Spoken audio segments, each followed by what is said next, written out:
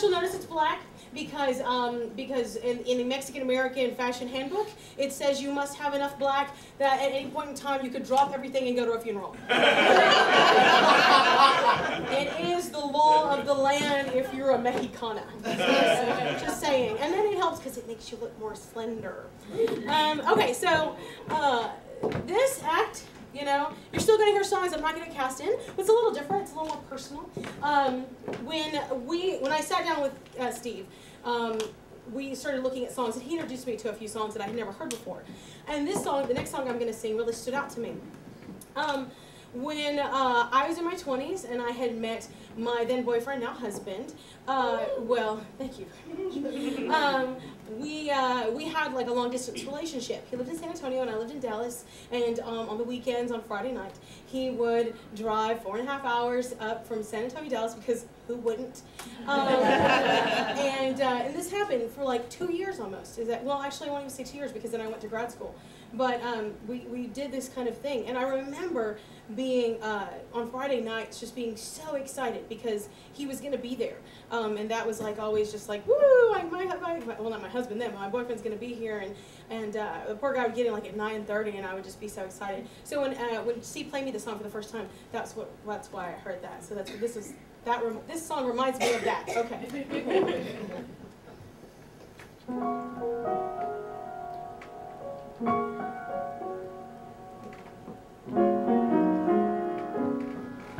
Well, pop the champagne, break out the cologne, turn up the moonlight, turn off the phone. Well, what a surprise, a man is in sight, and I will be loved tonight. To savor his skin, to nozzle his cheek, to slaughter his lips, to move with his hips. Our walls will be soft as we softly ignite, and I will be loved tonight. You can go from week to week, you can go from year to year, not a hand placed on your cheek, not a whisper in your ear.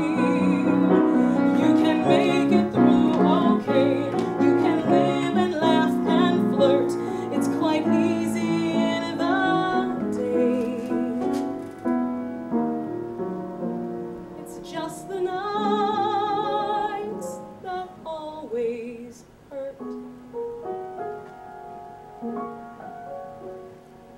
So let darkness come, 'cause that will be fine, for I'll have a soul entangled in mine. We'll do as we please, and please hold me tight, for I will be loved. I will be loved. Yes, I will be loved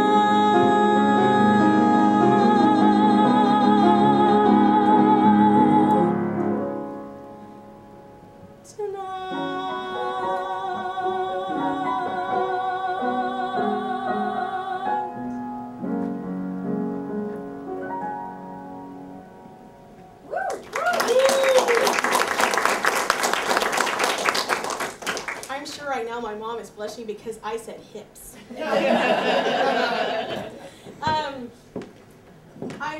My mom's so gonna get embarrassed because I didn't tell her about any of this. So my mom has always like these great jewels of wisdoms that she like has dropped on me like for the last 30 decades of my life, and a lot of them are really, really, really, really good. One is if you get something, put it back where you found it, and it'll be there the next time you need it. One that was passed down from my grandmother was, don't talk about other people's kids because you don't know how yours are going to turn out. Another one was, put on makeup It's the difference between caring and not caring. Most of the time, I don't give a shit. And one of my favorite jewels that she's ever given me was, it's okay to drink. And it's okay to get a little bit drunk. But you don't want to be the one drinking so much so fast that you're dancing on the table with your panties around your ankles. And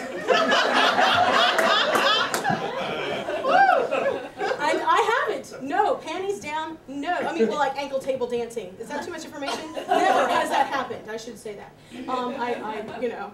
But one thing that she's always told me was, you can't help who you fall in love with. And I found that to be true.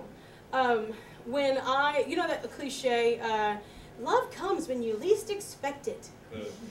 Exactly. Freaking hate that cliche. And I hate it because in my case it was true. I had sworn off men, not that I had any flocking around me. You know, it was like, woo, men, back up, I swear off you. I'm like, none of you are around me, so men. I'm not going to go after you this time. I'm going to graduate school and I'm going to be a star. And And so I was just like, no men in the life, boom. And all of a sudden this guy kind of comes in and I've told him, like, you were supposed to be a thing. Like it wasn't supposed to like really go anywhere. And I went to graduate school. And he stayed in San Antonio. We still talked and everything like that. And I found that I was in love with this man. And this was the wrong time to be in love with this man. Because I had a future to think of. And so when I was looking at songs, I was talking to my mom about this one song, and it's about a woman who is married to an older guy, and he's very comforting to her, and he takes care of her. And then all of a sudden, this, you know, it's a good fit, it's comfortable. And then this young man comes sweeping in, and they fall in love, and he offers her a world that she never thought was ever going to be there for her. So I'm telling my mom about this, and I said, you know, so she has a choice. She can stay with the man she's married to, or she can run off with this man with whom she's found this passionate love. And my mom goes, but she stays, right?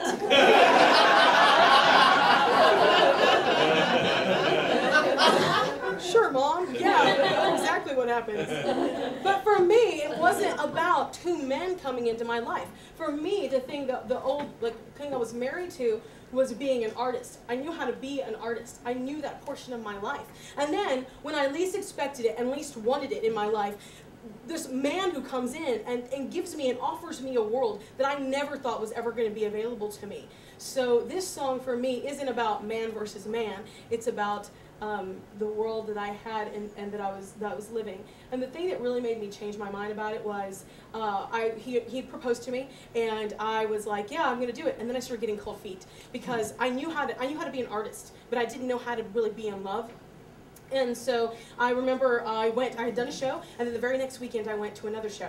And the people around were like, hey, saw you in that show last weekend, you were awesome. Hey, Crystal, you were great in that show. Oh my God, you were the best thing about that show last week. And I was like, oh my God, I can't leave this, this is what I'm supposed to do, this is what I'm supposed to be, I know how to do this, I know how to be this.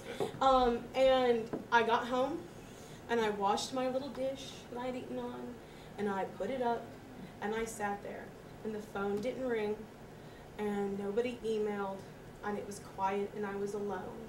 And I realized I couldn't bundle up all of those people with me. I couldn't take them with me home, but that I could have that there, and I could have somebody to come home to. So this song for me is about that choice, and it's called Meadowlark.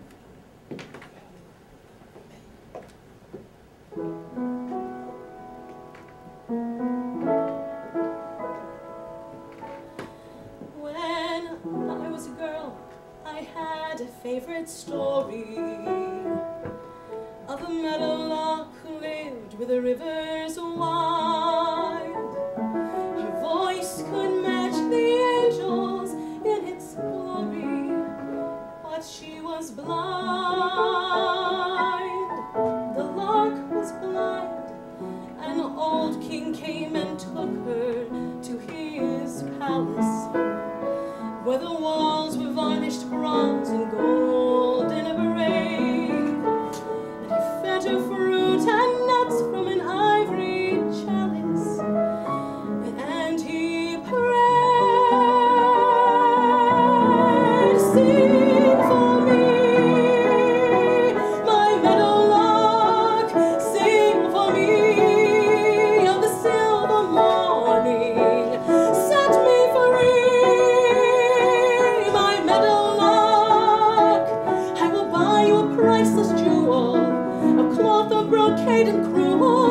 And I'll love you for life if you will sing for me.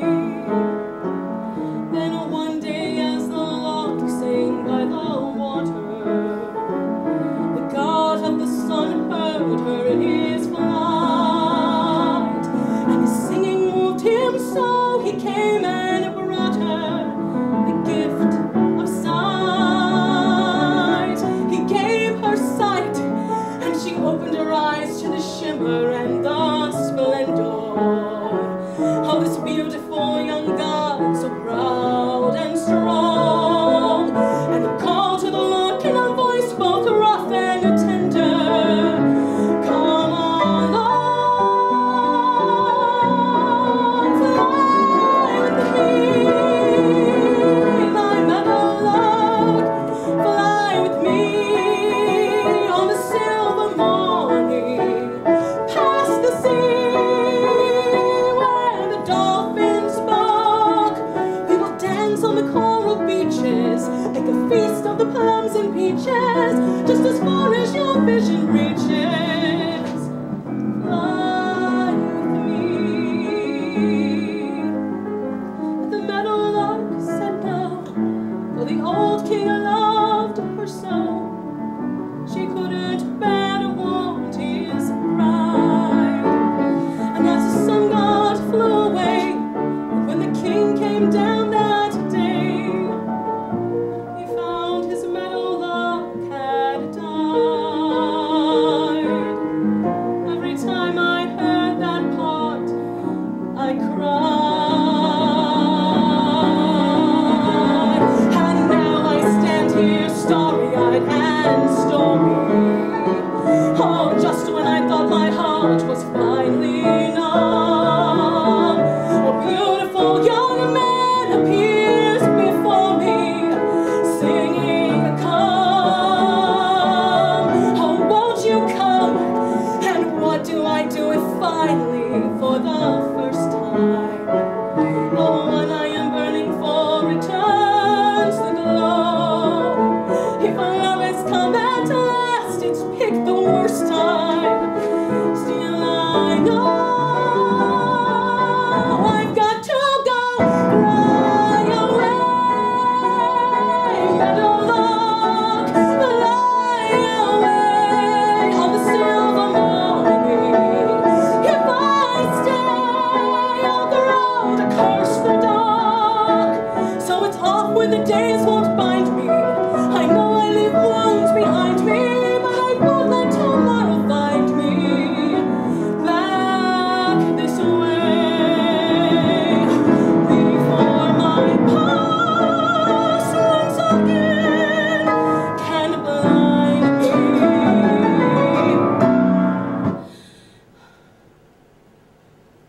Fly away,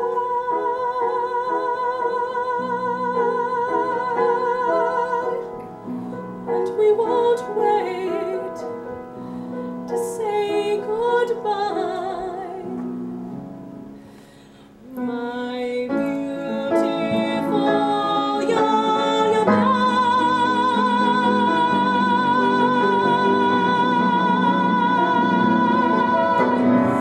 and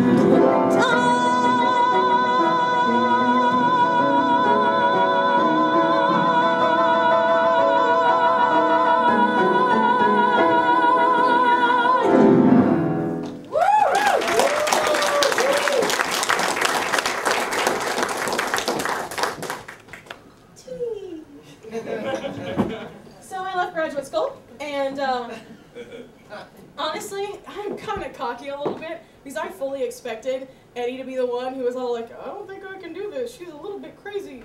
But instead, like, it's stressful to do a wedding. I got this iconic picture of my mom doing this the day of the wedding.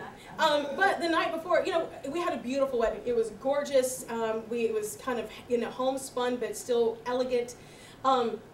That said, the night before the wedding, as my friends and my family had just done the whole rehearsal with me, I was sitting in the bathroom of the church weeping. for like 20 minutes because it was just so stressful. And I was surprised nobody caught me. So, at that moment, I felt a little something like this.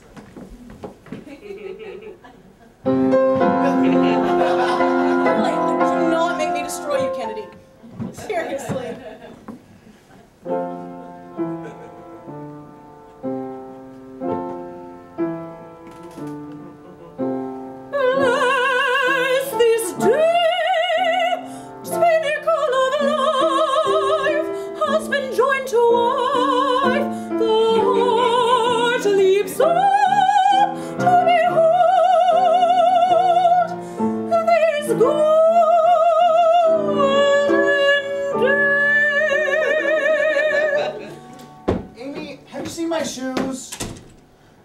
Today is for Amy. Amy, I give you the rest of my life to cherish and to keep you, to honor you forever. Today is for Amy, my happily soon to be wife. Amy, really getting married? Pardon me, is everybody here? Because if everybody's here, I want to thank you all for coming to the wedding. I'd appreciate you going even more. I mean, you must have lots of better things to do and not a word of it to Paul. Remember, Paul, you know the man I'm going to marry, but I'm not because I wouldn't ruin anyone as wonderful as he is. But I thank you all for the gifts and the flowers. Thank you all. Now it's back to the showers. And don't tell Paul that I'm not getting married today. Bless this day, tragedy of life, husband yoked to wife.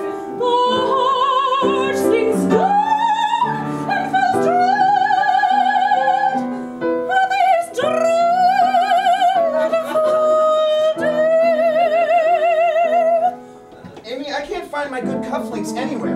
They're on the dresser, next to my suicide note. Listen, everybody, look, I don't know what you're waiting for. A wedding? What's a wedding? It's a prehistoric ritual where everybody promises fidelity forever, which is maybe the most horrifying word I've ever heard, and which is followed by a honeymoon where suddenly he'll realize he's saddled with a nut and want to kill me, which he should. So listen, thank you all for the gifts and the flowers. Thank you all. Now it's back to the showers. Thank you all. You've been really grand, whatever, today. Goodbye is nobody listening. Goodbye. Go and cry at another person's wake. If you're quick for a kick, you could pick up a christening. But please, on my knees, there's a human life at stake. I kind of want to have to tell you. What are the words of this part? Listen, everybody. I'm afraid you didn't hear. Oh, that's it. Thank you very much. Let's try this again. Listen, everybody, I'm afraid you didn't hear. Or do you want to see a crazy lady fall apart in front of you? It isn't only Paul who will be ruining his life. You know, both of us be losing our identities. I telephoned my analyst about it, and he said to see on Monday. But on Monday, I'll be floating in the Hudson with the other garbage. I'm not well, so I'm not getting married. You've been swell, but I'm not getting married. Thank you all, but I'm not getting married. So clear the hall, because I'm not getting married. But I'm not getting married today. Bless this bride, totally insane, slipping down the drain, and bless this day in our hearts as it starts to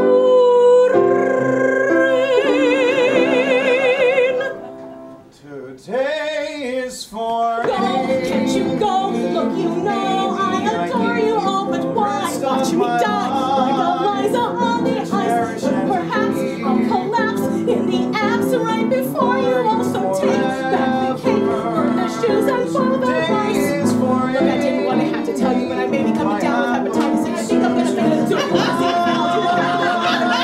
Go, I have to do. I'm growing 27 down, like 37 butter knives, 37 paperweights, 57 candle holders. One more thing. I am not getting married. Softly said. So I'm not getting married. With this ring. But I'm not getting married. I be wed. So I'm not getting married. Let us pray that we're not getting married today.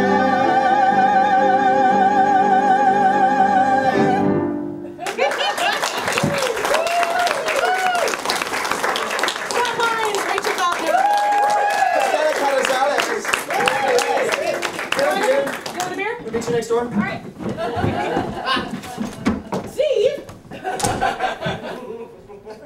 Now. First. It sucks to be the pianist. Okay. Alright.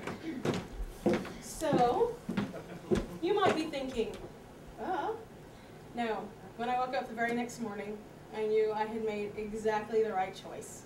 And 9 years later, I still say it was exactly the right choice. Technology.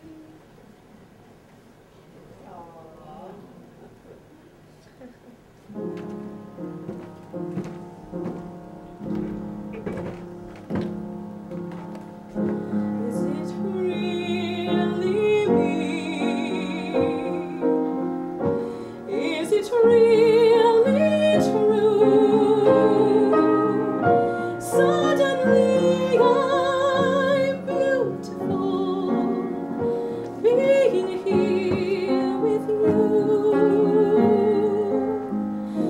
Deep inside your eyes,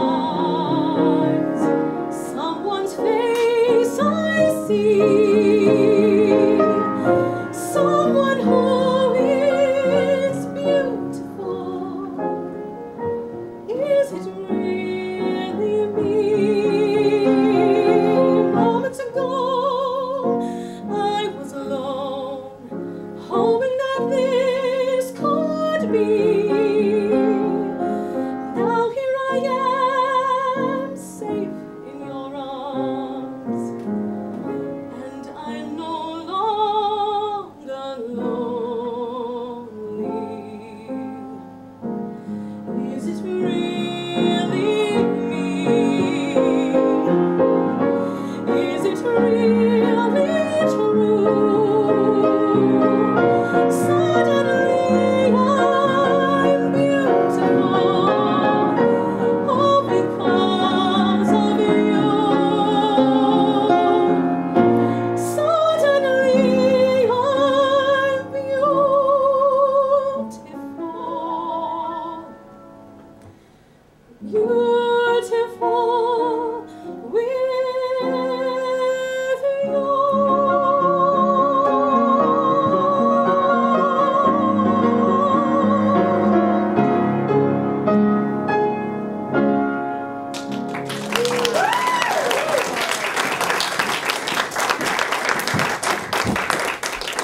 And that ends the technology portion of our evening.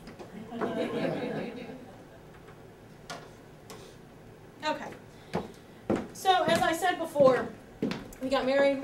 We ended up moving to England for 4 years. Now, England was a great assignment. We lived in San Antonio for a little bit. And this was right after September 11th. So, I was having a little difficulty finding work. And our first big purchase that we ever made was a car. We had been married like all of 2 weeks, and we bought this car. And so we're sitting there, and the guy says, "What do you do, sir?" And he says, "I'm in the military." And the guy looks at me and goes, "What do you do, ma'am?" And I said, "I'm between jobs." Makes sense, you know, I'm, 28 or something. And so some people are doing math right now. And so I said, "I'm between jobs," because I felt like I was between jobs. I just needed to get to San Antonio and find one. And he goes, "Oh, you're a housewife." And I said, "Now this is not to down housewives. This is not that." But I went, "No, I'm just between jobs." And he goes, "That makes you a housewife." And I looked at him and so badly wanted to say, "Well, we need adjectives here. That makes you an asshole." I didn't do that. And so we get to San Antonio, then we go to England. Now, going to England is great, but it's hard. It's hard. It was very hard for me for the first 18 months. Because like I said before, I had a real expectation of what my life was going to be. And suddenly, there was this thing that was happening in my life, being married, being a wife, that I never had the expectation of being. Ever. So I didn't know how to deal with that. And then there was this expectation that I did have that was no longer there. So we get to England, and I can't find work. It's very hard if you're a national to get a job there, because they have to really, really want you and stuff to do stuff. So for the first 18 months, I was basically unemployed. So I was, in fact, the housewife. I didn't really have any kind of purpose. So I thought, well, I know how to be an artist, but I don't really know how to be a wife. This was very early in our marriage. I don't know how to be a wife. So I'm going to see what that's like kind of throw yourself into it. And so I started like buying Women's Day magazines. Burn them if you have them. Burn them now, okay? Because they don't do it. They're just, they give you, they set the bar up here and you're like way down here. Like I would read these articles that were like, you know, what you should have in your pantry, you just have people that stop by. I had no friends there. I just moved there. Nobody was stopping by my house. So I had like ooh, pantry. I should have chicken broth and cashews and, so I had a chocolate block full and we're just kind of sitting there like, okay. And that's what happens. You have to reinvent your life every time you move to a new place. And so 3 months into our tour there, I met a woman and she invited me for coffee. And I was like trying to play cool. I was like, yeah, that's great. Like, yeah, I'll be over in like 30 minutes. Okay, great. Hung up the phone, danced around my house for being invited to coffee. And so, I know, right? And so what was happening at that point in time in my life, I was mixing, it was so hard for me because here was this wonderful, joyous thing. I had found love where I never thought I would find it. And slowly but surely, that part of me that I'd always known was kind of dripping away and going away. And so I would get up, I'd wash off the counters, I would, figure out what we were going to have for dinner that day. And every day it just cycled and cycled and cycled. And every day, the more I would lose a little bit of what I had always known about myself. And that was hard.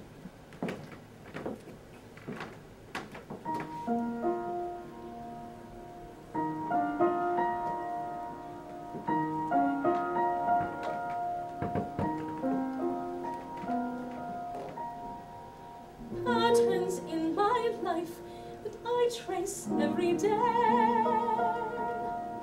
Patterns as I say the things I always say. Patterns in the ceiling as I lie awake. Why are patterns haunting every move I make? Just look, here I am on cue again, upset, feeling torn in two again. Afraid, saying I'm okay, making little jokes till I run away again. And yet today I am not the same. I feel my life slipping from its frame. Strange feelings rise, feelings with no name, and I can't face them. So I shake them hard, hold them up, and tuck them safely away again.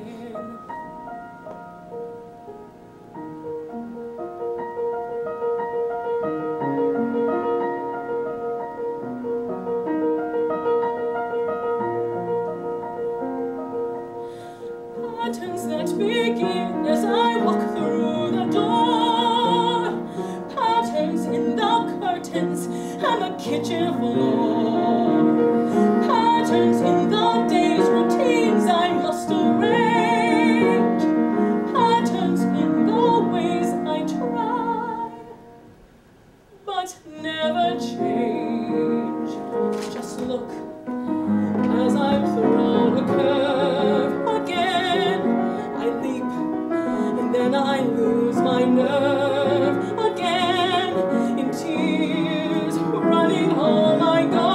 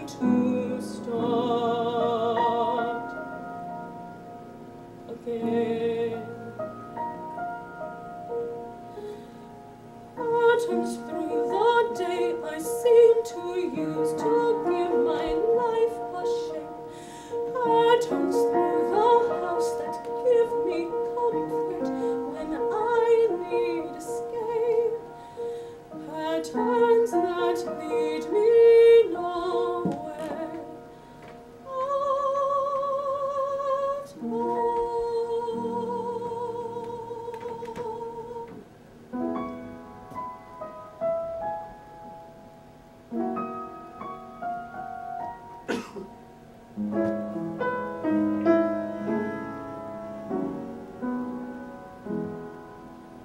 We're all so sure. We're all so wise. No limits, no boundaries, no compromise. Laughing at our neighbor, smiling through a hiss. How did we come to this?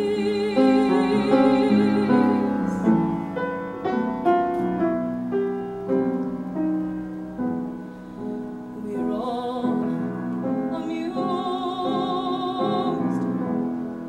We're all inspired. So cunning, so clever, and so admired.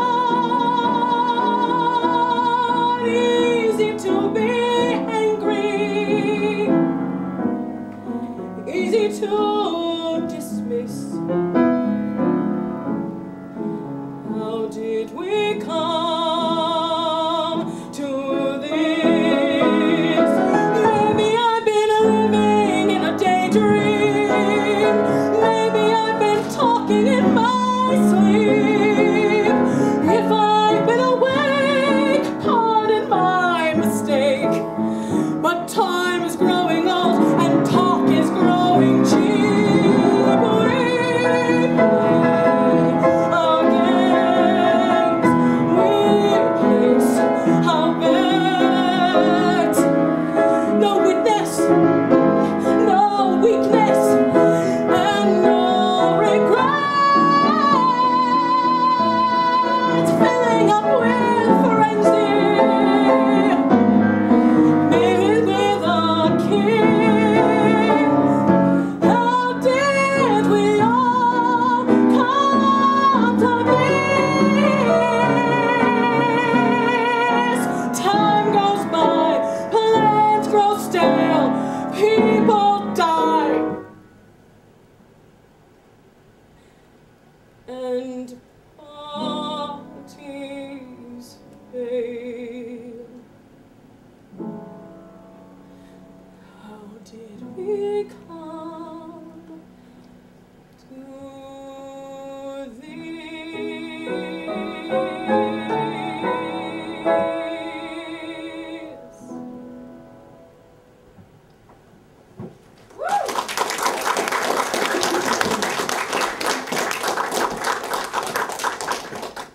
So I bet some of you are going, oh my God, I told you I like to sing sad songs, people. It has nothing to do with anything, actually.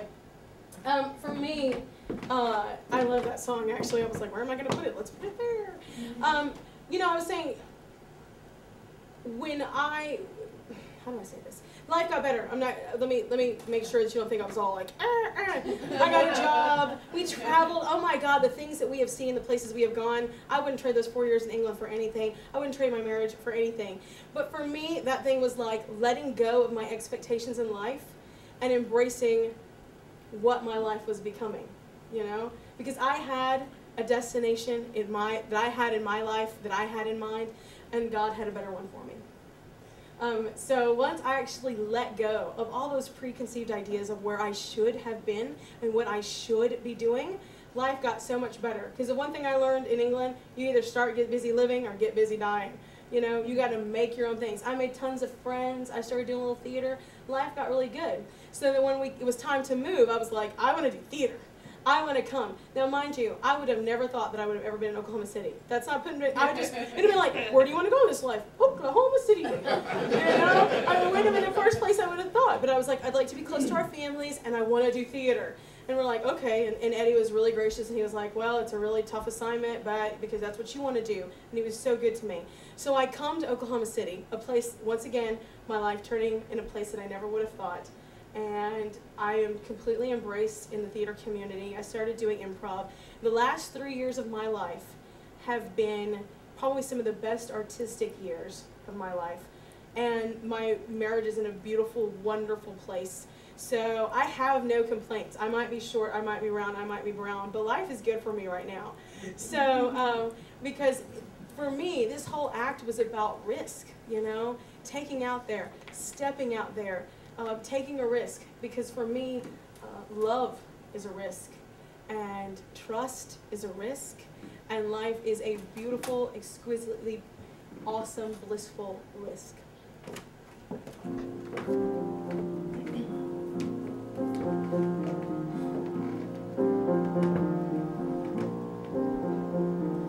Somebody hold me too close.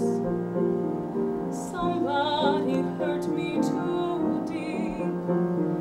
Somebody sit in my chair and ruin my sleep and make me aware of being alive, being alive. Somebody need me too much. Somebody know me too well. Somebody pull me up short and put me through hell and give me support for being alive. Make me alive. Make me alive. Make me confused. Mock me with praise. Let me be used. Vary my days, but alone is alone, not alive.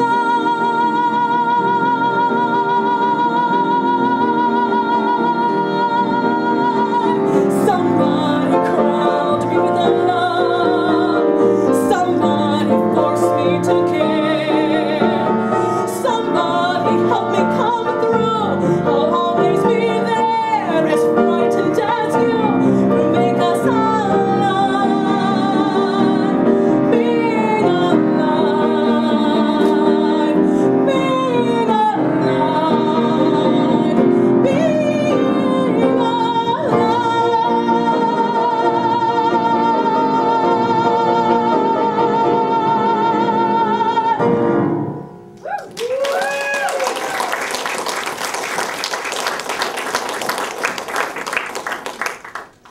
Last song. Coming up. Okay, so I had a different ending for this originally, but I know we established that I'm short, round, and brown. But there's one other thing that I'm never gonna be. If any of you know me, you know that my Spanish is atrocious. If you drop me in the middle of Mexico, I could order a beer and tacos, but if I had to go to the restroom, boop, gone, nope. Just stand there and just look on the corner and just look pitiful. You know, I am the reason that Hooked for Phonics doesn't always work. Because I was in like my second semester, my second year of high school Spanish before I realized that verbs were conjugated. I was like, oh, os, on, what does that mean? Oh, they're like different, oh my God. My teacher was like shocked. But I knew how to pronounce things phonetically. So I would read like this paragraph of things, and I would look at my mom and go, what did I just read? What did I just say? And she was like, I've never seen anything like that in my whole life. So originally I had different things, but my mom and I were talking. And so I have decided that because I will never ever be a Latin singer, I'm going to sing a Spanish song for you. Yeah. And my mom was a little prone to the melodramatic, you know where I get it from. And so she wanted me to raise my finger in the air and say, para mi gente, which means for my people. But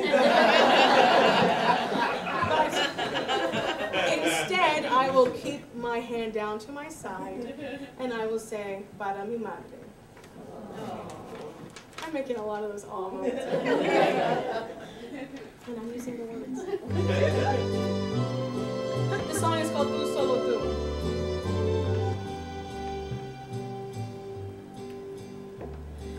Miro como ando mi amor por tu querer, borracha y apasionada, no más por tu amor. Mira cómo ando mi bien, muy dada la borrachera y la perdición. Tú, solo tú, has llenado de luto mi vida, habiendo una herida en mi corazón.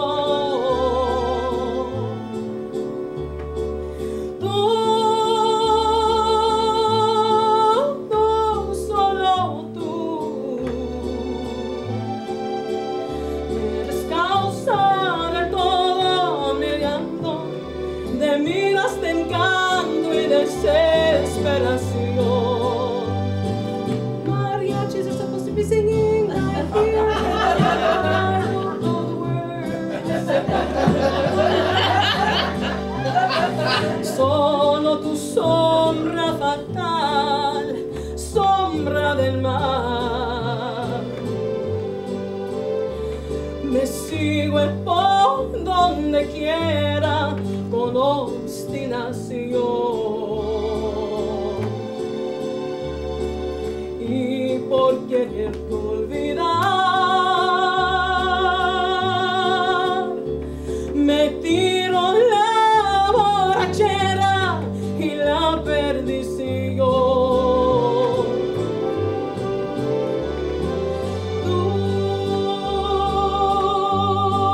Tú, solo tú, has llenado de luto mi vida, habiendo